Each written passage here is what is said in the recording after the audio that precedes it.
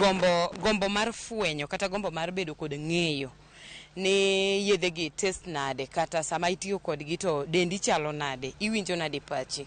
Ma en achiel kuom gigo ma oseyudore ni miyo thoth rowere tema mondo mi oti kod yedhe mamero ji mondo gibed kod winjo. Ng'ato dwa ni mondo experience ni to gini samoro kaneno ka ng'ani tiyo kode to ng'ane is high, ng'ane ka tiyo kode ng'ani kore bo nyalo gombo mondo mi otem nikech thoth rowere believe ni magi ma ka gitiyo godo to golo negi stress. Mbui bende anyalo wacho ni en achiel kuom contributing factors e weche mag jimbo tiyo kod yedhe mamero ji.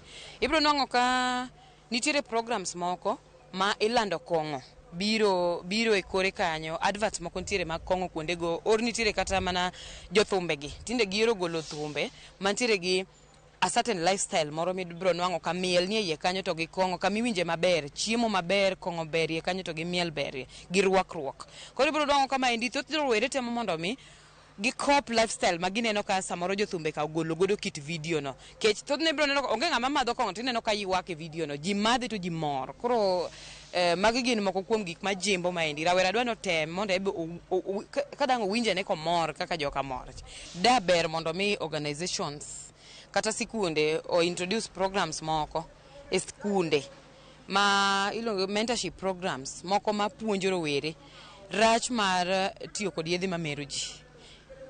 Aparo ni manendo nyalo miyo rowere bedo kod knowledge moromo, gibedo kod ng'eyo moromo e seche ma gidongo. Pok obedo ng'ama ng'ongo lakini koro chako romo gi topic ni endi chon kapod odongo ma koro ko obedo ng'ama is above 18 years to ng'eyo madhara mag tiyo kod yedhe mamero ji. Medo keto bende chike mager maybe ma nyalo regulate consumption mar alcohol especially among joma tindo. Bende aparo ni manendo nyalo bedo achiel kuom reasons nikech kwayudo ni dhier bedo ni bech kong'o ni ti nyaka kong'o minyiewo 30 bob 20 bob, mano miyo rowere kata maonge kod tich onyalo struggle to onyalo yudo pesa moro matin monyalo kata moko ma miuso in quarter minyiewo $200 ka. Rowere mang'eny nyalo access gi nikech ka odhi ogo mjengo $200 orome quarter. Tibiro nwang'o ka seche ma koro nengo kong'o idho biro bedo matek kabisa kata biro mono gi kata nyalo duoko chien rate mar kaka gi consume yedhe mamero ji kata kong'o. E chikwa mar Kenya kaendi wasega bedo ka wang'eyo ni ng'ato kosechopo higa 18 mano koro en ng'ama adult, iluongi ni ng'ama ng'ongo. Waseng'eyo ni kichopo higa 18 koro ng'ama ng'ongo nyalo experience gik ma jok madongo timo. To aparo ni ponono kinyalo med chik, inyalo chor chik mar higa 18 chop nyaka 21 mar tiyo gi yedhe gi bende nyalo bedo maber, nyalo duoko piny the anxiety mane kind rowere mondo mi ng'ato chopo 18 years mondo chak tiyo kod kong'o. One thing ma hinyo yudhe kata joma tiyo gi yedhe mamero ji kaka nyasore en availability. Koro availability ne kaka nyasore wa ma yudore e border wa ma porous ni, nyasore is readily available. Koro the availability mar drug no emomiyo thoth joma tiyo gi yedhe gi tiyogo. Then the next issue nyalo bedo peer pressure. Samoro ineno ka most of these youths their peers tiyo kode to that curiosity mar ng'eyo ni to ng'ama tiyo gi gini ang'o miyo tiyo kode, in the process mar tiyo kode cha obedo addict mochako abuse such that drug. Then moro anyalo wacho nyalo bedo samoro be apart from peer pressure nyalo yudo ni ineno ka surrounding ma ng'ato grow up, samoro ng'ato grow up ka wuon gi tiyo gi some of these drugs,